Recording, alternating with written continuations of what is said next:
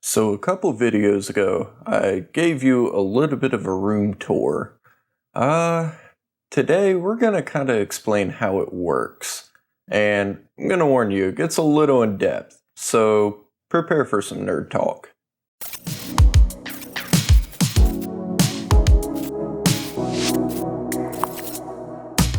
So the best way to tackle this space is probably going to be to go from my inputs to my outputs. So to start everything off, and what's actually playing behind me, is my Mr. FPGA.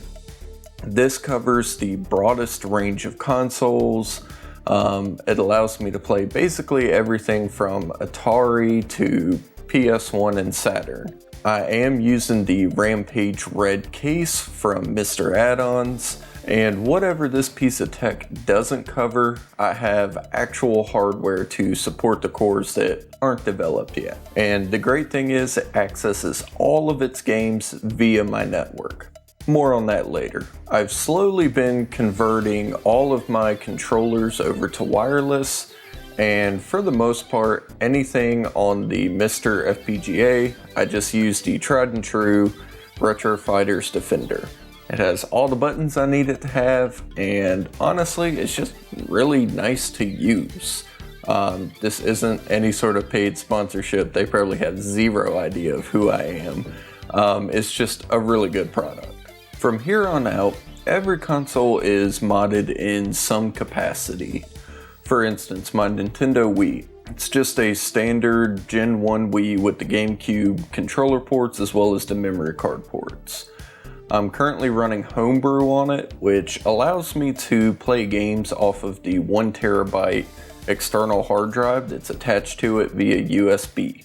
This allows me to not only play Wii games, but GameCube as well. And I have a Retrofighter Blade GC controller for those GameCube games.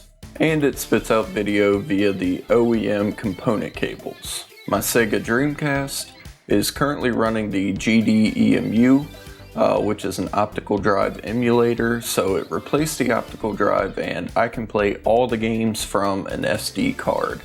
And it also spits out via component cables from RetroGaming Cables. My original childhood Nintendo 64 I've modded with Voltar's RGB kit, and I currently have HDRetroVision cables outputting video from there. I also use a EverDrive 64 from Crix, so I can just load all the games that I want onto an SD card and play whatever game I desire. Although the N64 core on Mr. is getting better and better, for now, I'm just gonna keep this guy around. He's kinda sentimental. My silver PS2 Slim runs FreeMcBoot and OPL, so I can run games off of my network. Again, more on that later. And as you probably guessed, I'm using HDRetroVision component cables, because component is better than SCART. I will fight you on that. Now that the good old days are accounted for, now it's time to move into the newer generation consoles. So my PS3, I've soft modded with HEN, and it will also allow me to play games over the network as well as do a few other cool things, and it outputs HDMI. My good old Xbox 360 Slim is stock as can be. I have not modded it yet, but the day is coming. But for now, I will just play my good old physical media, and it outputs HDMI. So with all the inputs accounted for, now it's time to talk about how all of this communicates with my setup. And here's where it gets a little kind of crazy. So all of my component cables actually run into my G-Comp switch.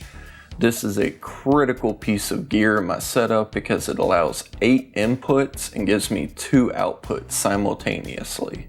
So for one output, I actually have it running to my good old free 36-inch Trinitron behind me. Got this on Craigslist for free a while back, and while it was definitely a chore to get it in the house, it has been absolutely worth it. And my other output from my G-Comp switch goes into my RetroTink 5X Pro. This nifty little piece of tech allows me to take my analog video signals and it converts them to near lagless HDMI. So that way my old consoles will play nice with my new TVs. Right now I'm only using the component inputs, but it is nice being able to hook in a S-video source or a composite source if I want to convert VHS or anything like that. The 13-inch PVM here on my desk can take just about any analog signal you throw at it, and this thick boy is actually my second PC monitor.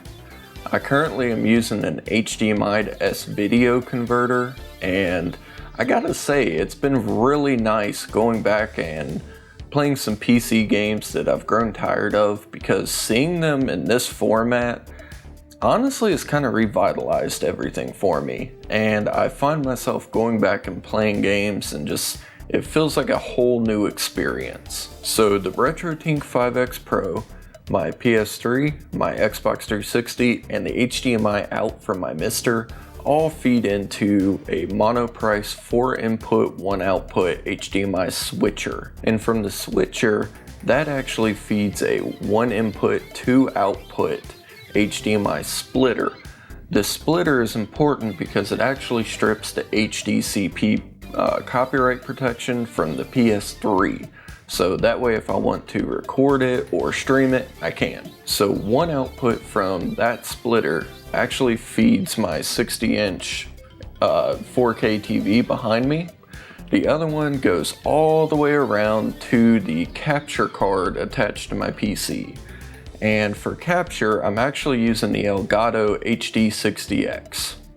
Whew, so we finally made it to my desk. So since I play primarily retro games, I don't really need a high-end computer. So I actually grabbed a Lenovo ThinkStation that was e-waste, and it has a Core i7 10700. It has 32 gigabytes of RAM, and I threw a small form factor GTX 1650 into it for all of my encoding and video outputs and things like that. I've already mentioned what capture card I use, but for video input to my streams, I actually use an Elgato Facecam mounted above my monitor, as well as a key light. I'm not really sure who makes that, but it's just a standard LED key light, and right now I'm using that to kind of highlight the side of my face. So I also use NDI to assist me. So from my cell phone, I'm actually able to use a wireless signal to broadcast the camera from my phone into my live streams. This is actually really handy for when I do B-roll and things like that. So my audio setup is pretty basic. The heart and soul of it is my PreSonus IO64 Revelator. It's a 2-input device. Gives me all the EQ and other controls that I may need to sound half decent on my streams and videos. And it's currently outputting to 2 sources. So one is my Mackie soundbar. The other is my Sony MDX7506 headphones that I use for just general video editing. The audio is fairly uncolored and they get the job done. As for a microphone, I'm using the good old tried and true Audio-Technica AT2020. I've had this mic for years and years and years, and it's just been rock solid. I haven't really had a need to upgrade. And for my monitor, I'm just using a good old LG 32-inch 1440p monitor. It has a few dead pixels, but it's not like I'm gaming in 4K HDR, so I haven't really had a need to upgrade it. So this last part is probably the heart and soul of my setup, and that's why I've saved it for last. But on a mini PC over in my AV rack, I have RetroNAS installed. And this has been a total game changer. So all of my games from Magnavox Odyssey to PS3 are stored on its 14 terabyte hard drive. I can access it from anywhere in my network. I can remote in headlessly, do whatever maintenance, update things. My consoles can read games from it and play simultaneously. Like I can have someone playing on Mister, someone playing on PS3, and someone playing on PS2, and you would never notice. It is totally hiccup free and has been rock solid. So for the moment, this is my perfect safe haven. I can have friends over, they can play on whatever big screen they want. I can play games at their native resolution, or I can use my upscaler to play with razor sharp pixels. And it has the exact amount of functionality that I need it to have, until I think of bigger, greater things and tear it all apart and do it over again. But that's part of it, am I right? So I hope you enjoyed this like hardware tour kind of thing. Let me know in the comment section, how do you play your games?